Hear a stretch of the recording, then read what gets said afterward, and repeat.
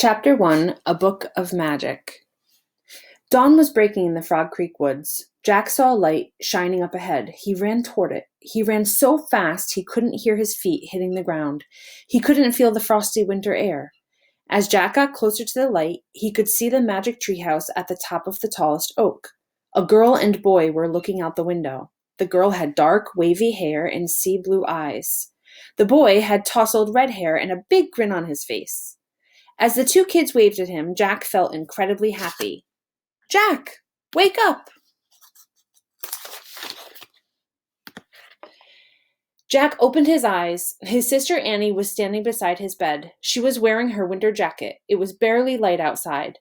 "I just had a dream about the treehouse," she said. "Really?" Jack said sleepily. "I dreamed we were running through the woods at dawn," said Annie. "And when we got to the treehouse, Teddy and Kathleen were there waiting for us." Jack sat up. "I just had the same dream," he said. "Meet you downstairs," said Annie. Annie left Jack's room. Jack jumped out of bed, put on his glasses, and threw on his clothes. He grabbed his winter jacket and his backpack. Then he slipped quietly down the stairs and out the front door. Annie was waiting on the porch. The February air was chilly. Frost sparkled in the grass as the sun rose over the Frog Creek woods. "Ready?" asked Annie. Jack nodded and zipped his jacket. Without another word, he and Annie hurried up their street and headed into the woods. They ran through the long shadows of early morning, between the bare winter trees. Then they stopped. The treehouse was back, just as Jack had seen it in his dream. It was high in the tallest oak tree, shining in the cold morning light. "Wow," breathed Jack. "Dreams can come true." "Yep," said Annie. "Teddy, Kathleen!" No one answered. "I guess only part of this dream came true," Annie said sadly. She grabbed the rope ladder and started up. Jack followed. Annie climbed into the treehouse. "Oh, wow," she said. "What is it?" said Jack. "They're here," said Annie in a loud whisper. Jack climbed in behind her. Their friends, Teddy and Kathleen, apprentices to Morgan Le Fay, were sitting under the treehouse window. Wrapped in heavy woolen cloaks, they were both fast asleep. "Hey, sleepyheads," said Annie. "Wake up!" Kathleen blinked and yawned. Teddy rubbed his eyes. When he saw Jack and Annie, he gave them a wide grin and leapt to his feet. "Hello," he said. "Hello," cried Annie. She threw her arms around Teddy. "We both dreamed you were here." "Ah, then our magic worked," said Teddy. "Kathleen suggested we send dreams to let you know we were here, and it seems our magic sent us to Dreamland as well." "But now we are all awake," said Kathleen, "and I'm very glad to see you." She stood up, drawing her cloak around her. Her blue eyes sparkled like seawater in the dawnlight. "I'm glad to see you too," Jack said shyly. "Are you taking us on another Merlin mission?" said Annie. "Not exactly," said Teddy. "Merlin has a most important mission for you, but this time we will not be going along." "Oh no," said Annie. "What if we need your magic to help us?"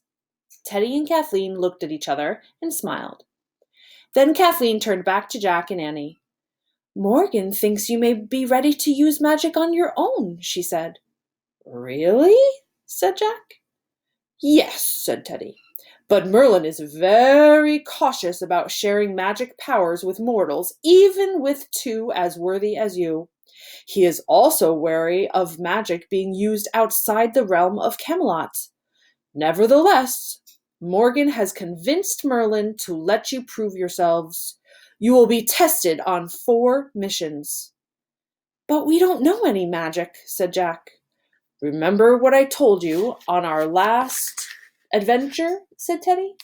"If we all work together—" "Anything is possible," said Annie.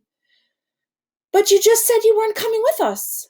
"That is true," said Kathleen, "and that is why we bring you this." She reached into a pocket of her cloak and pulled out a small handmade book. She gave the book to Annie. The cover of the book was made of rough brown paper. Written on it in neat, simple handwriting was the title. "You made this for us?" said Annie. "Yes," said Kathleen. One line of each rhyme is in Teddy's language, and one is in mine, the language of the seal people. Annie opened the book to the table of contents. She and Jack skimmed the list of rhymes, and Jack read some of the entries aloud. Fly through the air, make metal soft, turn into ducks. Annie giggled. These are so cool, she said. Let's all turn into ducks. Not now, said Kathleen. You must use these rhymes very sparingly. There are only 10 rhymes in the book, and each can only be used once. They are meant to last you for 4 journeys. 4? said Jack. Aye, said Teddy. Merlin has agreed that if you can use our magic wisely on 4 missions, he will teach you the secrets that will allow you to make magic on your own. Oh, boy, said Annie. Jack put the book of magic rhymes in his backpack. So, where are we going on our first mission? He asked. This research book from Morgan will tell you, said Teddy. He took out a book and handed it to Jack.